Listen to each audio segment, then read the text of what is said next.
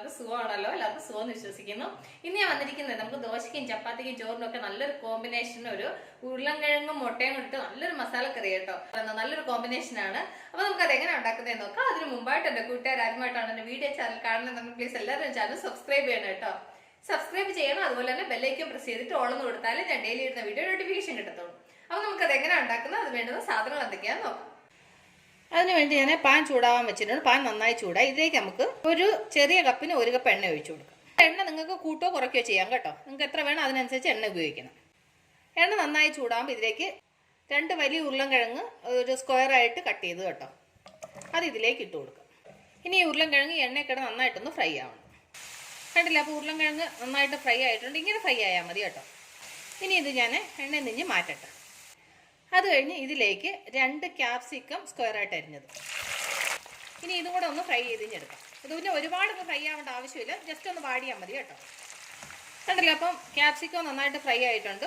ഇത് നമുക്ക് എണ്ണയിൽ നിന്ന് മാറ്റാം. അത് കഴിഞ്ഞ് ഇതിലേക്കൊരു 7-8 എരിവില്ലാത്ത പച്ചമുളക് കേട്ടോ, അതുകൂടി ഇതിലേക്ക് ഇട്ട് കൊടുക്കാം. ഇനി ഇതും കൂടെ ഒന്ന് ഫ്രൈ ആവട്ടെ. പിന്നെ പച്ചമുളക് ഇടുമ്പോൾ നിങ്ങൾ ശ്രദ്ധിക്കേണ്ടുന്ന കാര്യം എന്താ വെച്ച് കഴിഞ്ഞാൽ, പച്ചമുളക് ഒന്ന് ജസ്റ്റ് ഒന്ന് കട്ട് ചെയ്തിട്ട് വേണം ഇടാൻ, അല്ലെങ്കിൽ എണ്ണയിലോട്ട് ഇടുമ്പോൾ അത് പൊട്ടിത്തെറിക്കും കേട്ടോ. അപ്പോൾ ഈ പച്ചമുളക് നന്നായിട്ട് ഫ്രൈ ആയിട്ടുണ്ട്, അത് ഇതിൽ നിന്നങ്ങ് മാറ്റാം. അത് കഴിഞ്ഞ് ഇനി നമുക്കിതിലേക്ക് ഞാനൊരു 8 മുട്ട എടുത്തിട്ടുണ്ട്, അത് ഇതിലേക്ക് ഇട്ടിട്ട് അതും കൂടി ഫ്രൈ ചെയ്തെടുക്കണം. അപ്പോൾ അതും ഫ്രൈ ആയിട്ടുണ്ട്. ഈ ഒരു പരുവത്തിൽ ഫ്രൈ ആയാൽ മതി കേട്ടോ.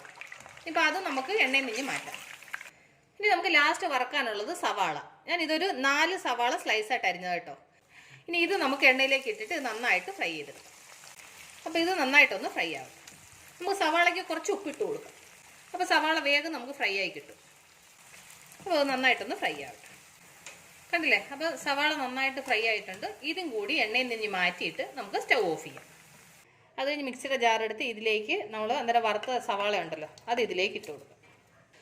അതിൻ്റെ കൂടെ 3 വലിയ തക്കാളി ചെറുതായിട്ട് അരിഞ്ഞത് അതുകൂടി ഇതിലേക്ക് ഇട്ട് കൊടുക്കാം. എന്നിട്ട് അതിൻ്റെ കൂടെ ഒരു 1/2 കപ്പ് തൈര്.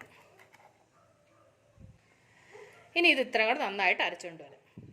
അപ്പോൾ മസാല അരച്ചുകൊണ്ട് വന്നു, കണ്ടില്ലേ, ഇതുപോലെ പേസ്റ്റ് രൂപത്തിൽ ഇതുപോലെ അരച്ചുകൊണ്ട് വരണം. വെള്ളം ഒന്നും ചേർക്കരുത്, അല്ലാതെ വേണം അരയ്ക്കാൻ കേട്ടോ. മസാല റെഡിയുണ്ട്, ഇത് ഇവിടെ ഇരിക്കട്ടെ. അത് കഴിഞ്ഞ് സ്റ്റൗ കത്തിച്ച് പാൻ അടപ്പ വെച്ച് അത് നമ്മൾ ഉള്ളിയൊക്കെ ഫ്രൈ ചെയ്ത എണ്ണ ഉണ്ടല്ലോ, അതേ എണ്ണ തന്നെ പാനിലേക്ക് ഇട്ടു. അപ്പം എണ്ണ നന്നായിട്ട് ചൂടാവുന്നുണ്ട്. ഇതിലേക്ക് ഞാനൊരു 2 ടേബിൾ സ്പൂണ് മുളക് പൊടി, ലോ ഫ്ലെയിമിൽ വെച്ച് വേണം മുളക് പൊടി ഇടാൻ കേട്ടോ, അല്ലെങ്കിൽ കരിഞ്ഞു പോകും. അപ്പോൾ ഈ മുളക് പൊടി നന്നായിട്ടൊന്ന് ഫ്രൈ ആവട്ടെ. എന്നിട്ട് അതിൻ്റെ കൂടെ ഒരു 1/4 സ്പൂണ് മഞ്ഞൾപ്പൊടിയും കൂടെ ചേർത്ത് കൊടുക്കുക. എന്നിട്ട് അതുകൂടെ ഒന്ന് ഫ്രൈ ചെയ്യുക.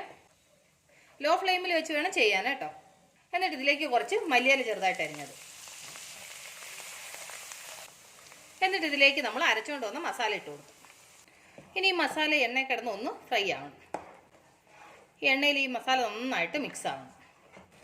എന്നിട്ട് ഇതിൻ്റെ കൂടെ 1 ടീസ്പൂണ് ഇഞ്ചി വെളുത്തുള്ളി പേസ്റ്റ്, 1 ടേബിൾ സ്പൂൺ മല്ലിപ്പൊടി, 1 ടേബിൾ സ്പൂൺ ഗരം മസാല, ഒരു 1/4 ടേബിൾ സ്പൂണ് ജീരകം പൊടിച്ചത്, അത് കഴിഞ്ഞ് ആവശ്യത്തിന് ഉപ്പ്. ഇത് ഇത്രയും കൂടെ നന്നായിട്ട് മിക്സ് ചെയ്ത് ഈ മസാല നന്നായിട്ടൊന്ന് വേവണം. അപ്പോൾ ഈ മസാല നന്നായിട്ടൊന്ന് ഫ്രൈ ആവട്ടെ. കണ്ടില്ലേ, അപ്പോൾ മസാല നന്നായിട്ട് ഫ്രൈ ആയി എണ്ണയൊക്കെ തെളിയുന്നുണ്ട്. ഇനി നമുക്ക് ഇതിലേക്ക് നമ്മൾ അന്നേരം ഫ്രൈ ചെയ്ത് വെച്ച ഉരുളൻകിഴങ്ങും ക്യാപ്സിക്കവും പച്ചമുളകും ഉണ്ടല്ലോ, അത് ഇതിലേക്ക് ഇട്ട് കൊടുക്കാം. അതിൻ്റെ കൂടെ നമ്മൾ ഫ്രൈ ചെയ്ത് വെച്ച മുട്ടയും കൂടെ ഇട്ട് കൊടുക്കും. ഇനി ഇത് നന്നായിട്ട് മിക്സ് ചെയ്യുക. എന്നിട്ട് ഇതിലേക്ക് നമുക്ക് കുറച്ച് വെള്ളം ഒഴിച്ചു കൊടുക്കാം. ഒരുപാട് വെള്ളം വേണ്ട, ഓക്കെ. ഈ ഒരളവിന് വെള്ളം ചേർത്താൽ മതി. ഇത് നമ്മൾ ഉരുളൻകിഴങ്ങും ഇതെല്ലാം ഫ്രൈ ചെയ്ത് ചേർത്തത് കൊണ്ട് പിന്നെ ഇത് ഒരുപാട് വേവേണ്ട ആവശ്യമൊന്നുമില്ല. ഈ മസാല നന്നായിട്ട് ഇതിനകത്തൊന്ന് പിടിച്ചാൽ മതി. അപ്പോൾ ഒരു 5 മിനിറ്റ് ഇത് നന്നായിട്ടൊന്ന് വേവട്ടെ. നന്നായിട്ട് വേവട്ടെന്ന് പറഞ്ഞാൽ ഈ മുട്ടയിലും ഈ ഉരുളൻകിഴങ്ങിലൊക്കെ നന്നായിട്ട് മസാല പിടിക്കട്ടെ.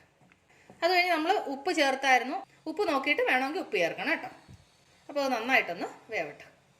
കണ്ടില്ലേ, ഒരു 5 മിനിറ്റ് കൊണ്ട് ഇപ്പോൾ ഈ കറി നന്നായിട്ട് കിടന്ന് തിളയ്ക്കുന്നുണ്ട്. ഉരുളൻകിഴങ്ങിനകത്തൊക്കെ നന്നായിട്ട് മസാലയൊക്കെ പിടിച്ചിട്ടുണ്ട്, അതുകൊണ്ട് എണ്ണയൊക്കെ നന്നായിട്ട് തെളിഞ്ഞിട്ടുണ്ട്. അപ്പോൾ നമ്മുടെ കറി റെഡി ആയിട്ടുണ്ട്. സോ ഞാനിന്ന് നിങ്ങളുമായിട്ട് ഷെയർ ചെയ്ത ഈ എഗ് മസാല റെസിപ്പി നിങ്ങൾക്ക് എല്ലാവർക്കും ഇഷ്ടപ്പെട്ടുവാണെന്ന് വിശ്വസിക്കുന്നു. നിങ്ങളെല്ലാവരും ട്രൈ ചെയ്യണം കേട്ടോ. നിങ്ങളെല്ലാവരും ട്രൈ ചെയ്യണം. ട്രൈ ചെയ്ത് നിങ്ങൾക്ക് ഇഷ്ടപ്പെട്ടാൽ നിങ്ങളുടെ ഫ്രണ്ട്സിന് ഷെയർ ചെയ്യുക, ലൈക്ക് ചെയ്യുക, വാല്യുബിൾ കമൻറ്റ്സ് ഇടുക. അപ്പോൾ നാളെ നമ്മൾ രുചികരമായ പുതിയ വീഡിയോയും പുതിയ റെസിപ്പിയുമായിട്ട് നാളെ നമ്മൾ വീണ്ടും കാണും വരെ ബൈ.